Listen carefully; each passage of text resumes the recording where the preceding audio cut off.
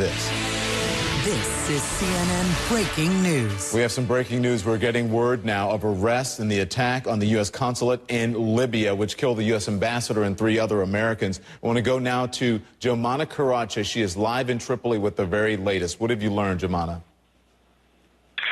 Well, Don, we are hearing from the Libyan news agency that is quoting the Deputy Interior Minister for the Eastern region, that is where the city of Benghazi is, saying that a number of individuals suspected of involvement in the attack on the consulate in the city of Benghazi have been detained and they are being interrogated right now. An investigation is ongoing with these individuals, and he says this will reveal either their involvement or innocence in this attack.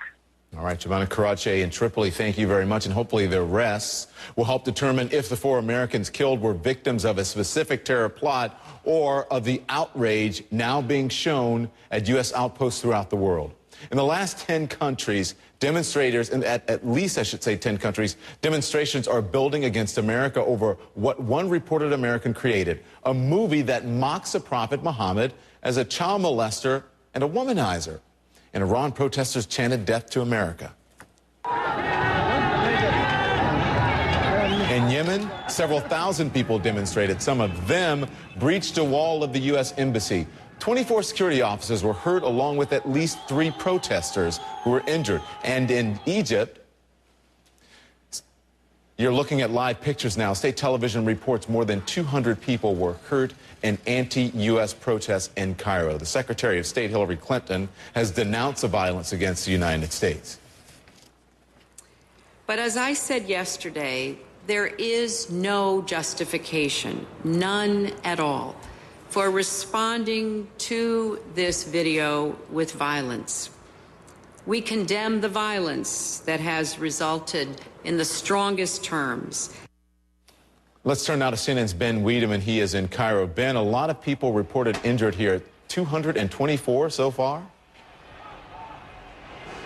Yes, that's right. And in fact, the number is probably likely to rise. Right now, I'm hearing a lot of shouting, and there was just a moment ago a lot of tear gas being fired in the street right next to the American embassy. And this has really been going on all day long. And what we've seen in the last hour is that the security forces have pulled back closer to the area immediately around the American embassy. Now, we had a chance to speak with some of those protesters, many of them blaming directly President Obama for this current uproar. Our demand is that President Barack Obama appears and makes an official apology to all Islamic nations. That is our right. We also want the tape burned and all those involved in insulting the Prophet punished. This is a mark of shame to Mohammed Morsi. He should expel the American ambassador from Egypt and pull the Egyptian ambassador from America. That's the least he should do after what those cots did in America. And tomorrow, the Muslim Brotherhood is planning large demonstrations around the city. Apparently, they're going to try to keep them away from Tahrir Square, which is right next to the American embassy. The stress, they say, is going to be on peaceful protests against this anti-Islamic trailer that appeared on YouTube. Don? Hey, Ben, do people there, I heard the people you spoke to, but do they understand that the United States, the government, officially had nothing to do with this film? This was just some random person who made a film. Do they understand that? Well, some people do, and it's important to differentiate between the people who are protesting outside the American embassy and the great majority of Egyptians who, in fact, are not protesting, many of them expressing their dismay with this film, but not expressing it in a violent manner. Many of the people I spoke to didn't understand that, in fact, this is the act of an individual who has been condemned by the highest authorities in the American government. That particular point, I don't think, is getting across. Don? Hey, Ben, you know, I'm not sure how far you are from the square where this is all taking place, but it appears there's been some activity and escalation in activity there. Do you know what's going on? Yeah, actually, it's right below me. I mean, I'm watching it as it's going on. And what is happening at this moment is that several of these police trucks have moved forward and fired volleys of tear gas in the direction of the protesters, trying to push them away from the area around the embassy and back really in the direction of Tahrir Square.